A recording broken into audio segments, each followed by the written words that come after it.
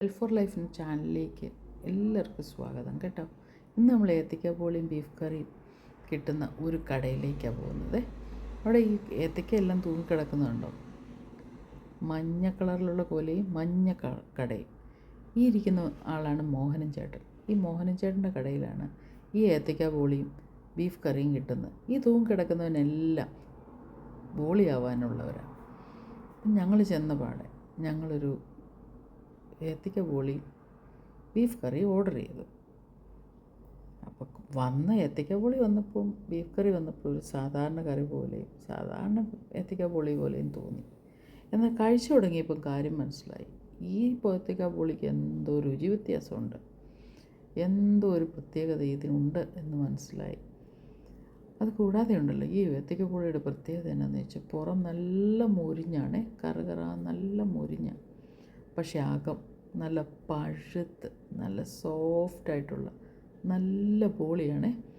എന്ന രുചിയാണെന്നറിയാം. ഇത് രണ്ടും കൂടെ നല്ല ചേർച്ചയുണ്ട്. ഞാൻ വിചാരിച്ചിട്ടില്ലായിരുന്നു ഏത്തയ്ക്കാപ്പോളി ബീഫും ഒരു ചേർച്ചയുള്ള സാധനമാണെന്ന്. എനിക്ക് തോന്നിയില്ല. പക്ഷേ ഇവിടെ വന്ന് കഴിച്ചപ്പോഴാണ് മനസ്സിലായി ഇതിനൊരു പ്രത്യേക രുചിയുണ്ടെന്ന്.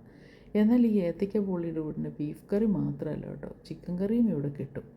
കൂടാതെ ഉച്ചയ്ക്ക് ഇവിടെ ഊണുണ്ട്, അപ്പമുണ്ട്, പിന്നെ പൊറോട്ടയുണ്ട്.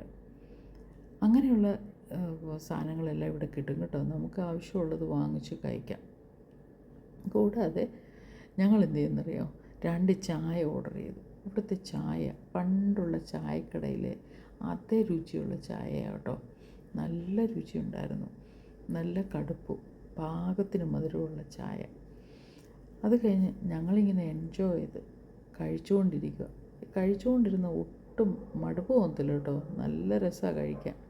ഞങ്ങളങ്ങനെ കഴിക്കുന്നതിനിടയിൽ ഒത്തിരി പേര് പാഴ്സൽ വാങ്ങിക്കാനും പിന്നെ അകത്തിരുന്ന് കഴിക്കാനും ഒക്കെ വരുന്നുണ്ടായിരുന്നു കേട്ടോ.